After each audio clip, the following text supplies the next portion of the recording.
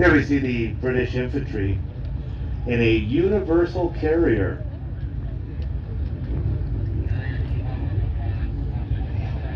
You can see that one of the infantry has a light machine gun known as a Bren gun up above.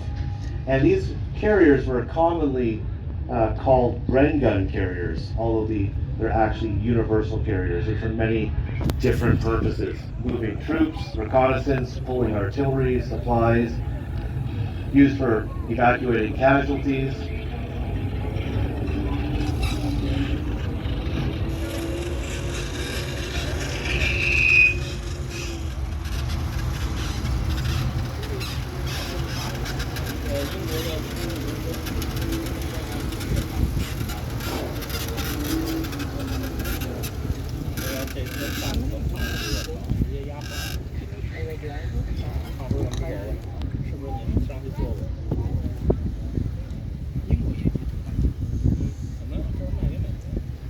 So the infantry don't see any enemy at the airfield. There's another carrier coming from another direction. And out in the middle of the field, a very low profile vehicle, you can barely see it. There's a armored reconnaissance car. That's a Dingo, a British built armored scout car.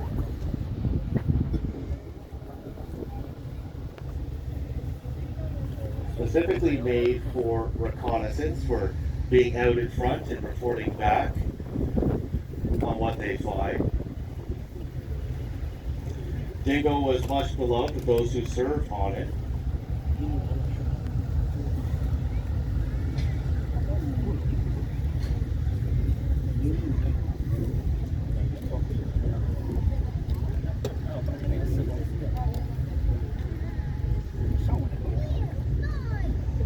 You can see the officer in the Dingo there with his field glasses, looking out over the airfield towards the town of Aquino.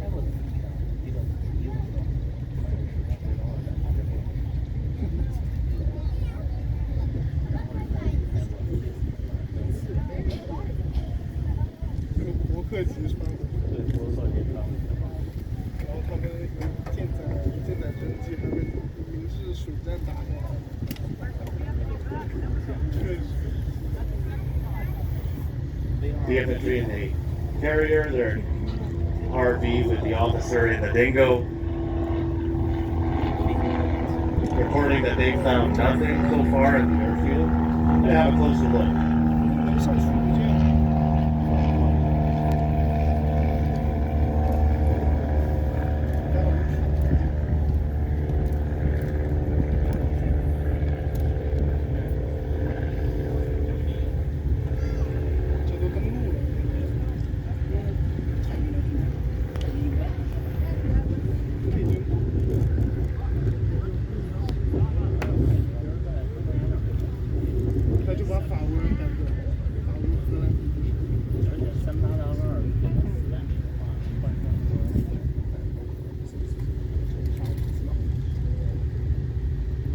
Notice in the universal carrier that the one soldier keeps his light machine gun ready as two infantry are scouting out the area, just in case they do come across any German troops.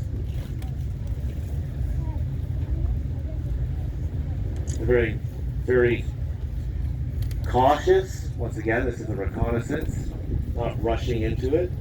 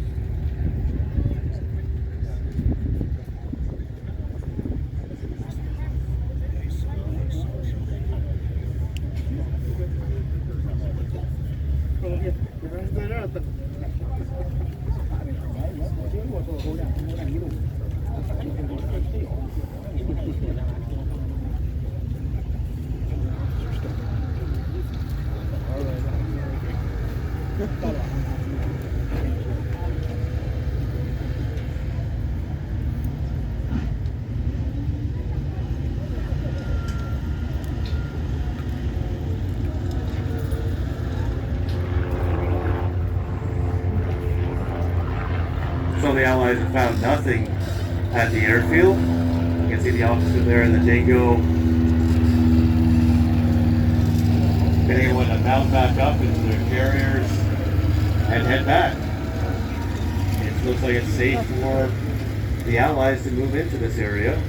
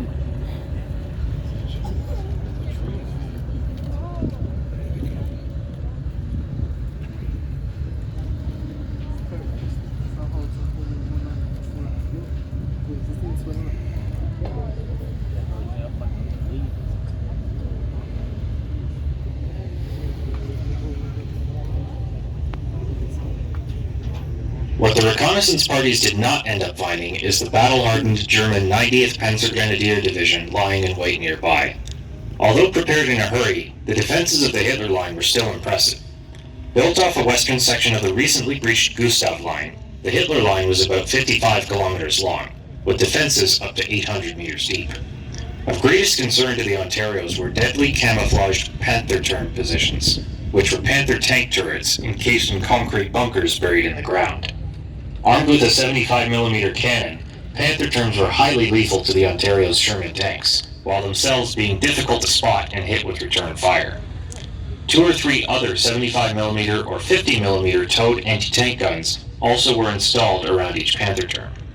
As if they were not enough, the line also was covered with plenty of other artillery, anti-tank, and machine gun pillbox positions, along with anti-tank ditches, barbed wire, and minefields. Bold and resolute as ever, the 90th Panzergrenadier Division is not about to give up their positions on a defensive line bearing their Führer's name.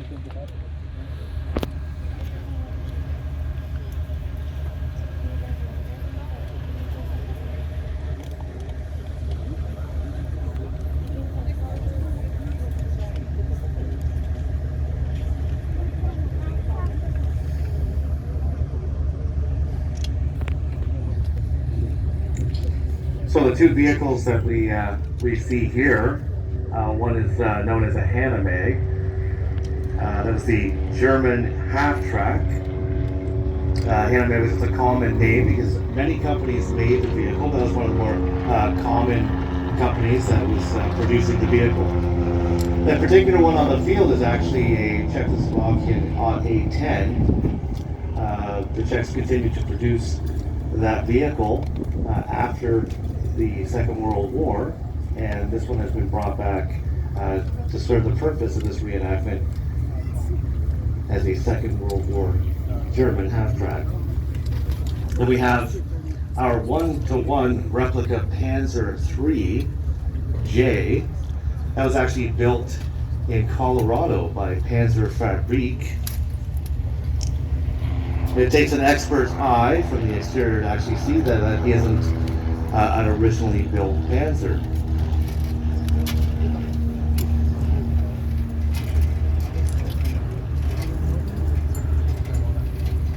German troops, they're also very cautious, reoccupying the airfield area.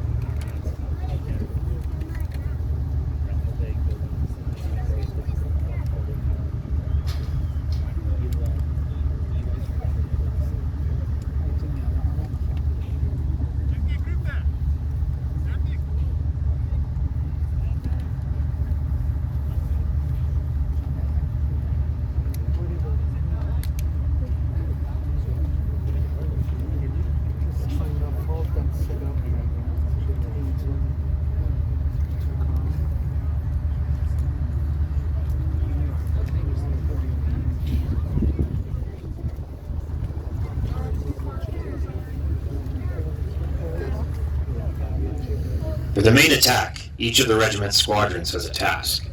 B Squadron joins British infantry of the 5th Battalion of the Buffs, Royal East Kent Regiment, in advancing along a main road toward Aquino and clearing out the enemy to force an opening in the line's defenses. Then the British 26th Armored Brigade would exploit that opening and breach the Hitler line through a crushing rapid advance. To stay in contact with the tank crews, the Buffs bring along their signals section in a universal carrier. C Squadron is held in reserve, ready to assist wherever needed.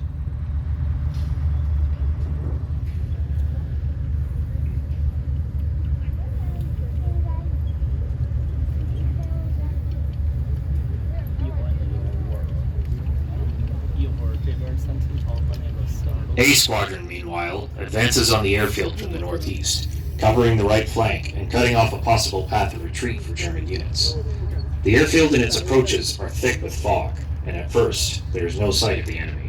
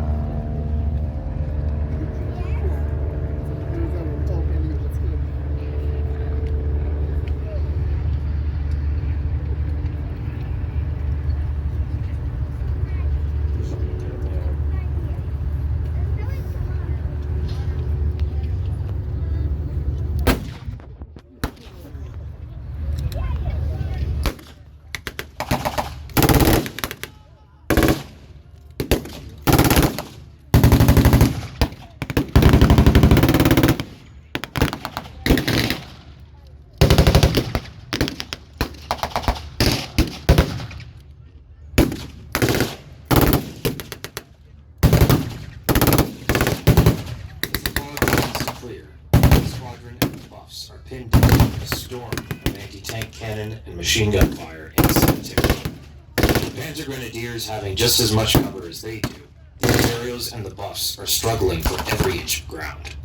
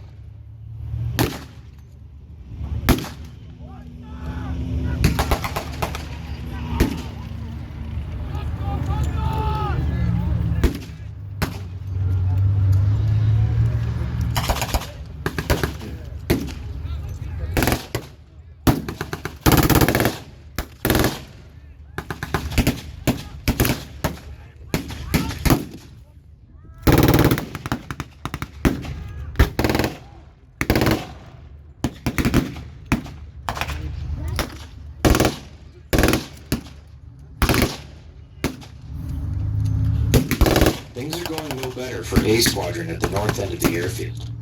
Only 2 hours into the attack, Panther terms and tank destroyers have already taken out 3 Shermans in quick succession. The rest of the squadron is pinned down in a depression as it tries to avoid enemy fire.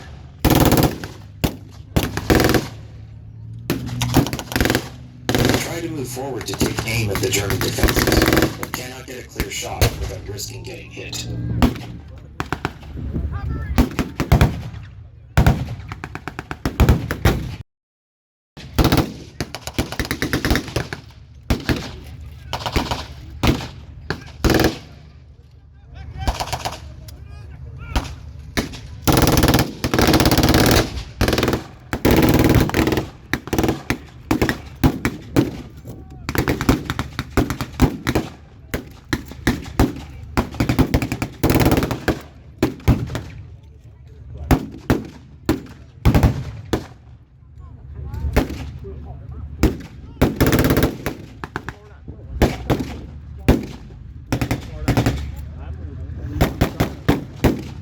As the situation worsened by the hour, many Ontarios showed incredible courage as they put their lives on the line to come to their comrades' aid. When the regiment's smoke cover grew thin, Sergeant Ken Braithwaite and Trooper Kelly Turcott hurried back to base to fetch an M3 Stuart and load it with smoke canisters.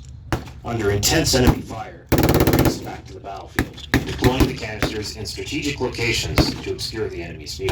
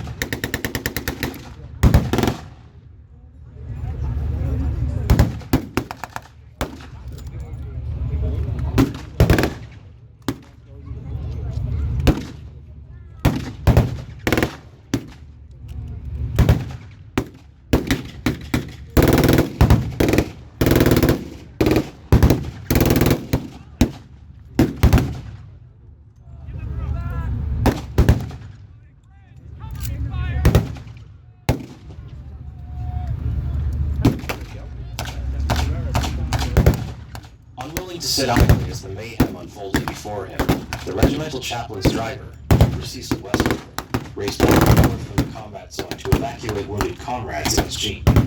He continued this task for 3 straight days, saving about 180 soldiers.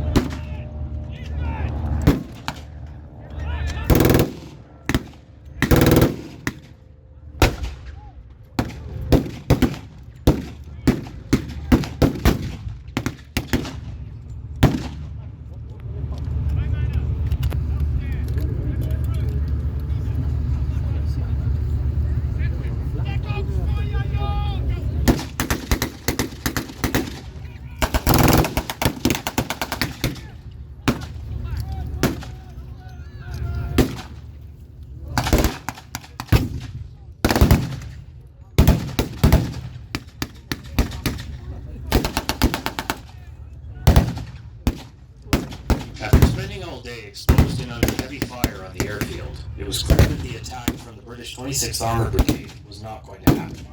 Much to their shock, the Ontarios have lost 13 tanks to enemy fire.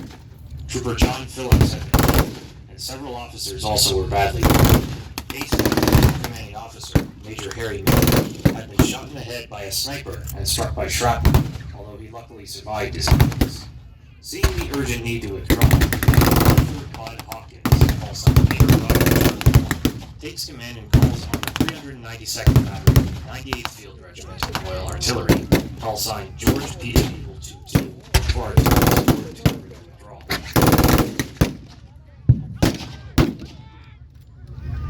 All artillery units in range. This is Peter, Roger, Charlie 1. Uncle target, uncle target, uncle target. We are pinned down on the airfield and taking heavy fire. We need support bad if we're going to get out of here. Any artillery unit, please respond. Peter, Roger, Charlie 1. This is George Peter, Amo 22. We hear you. Help is on the way. Send fire mission coordinates. Over. Hello, George Peter, Able 22. We need smoke and high explosive at 764215. Over.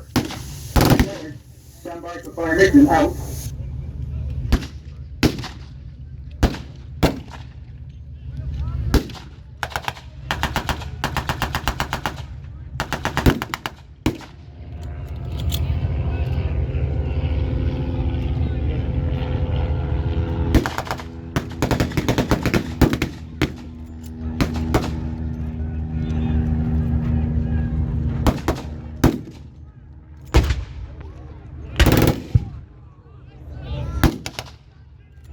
Second fire mission inbound, over.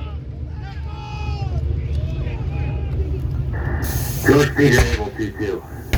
This is Peter, Roger, Charlie 1. We're clear.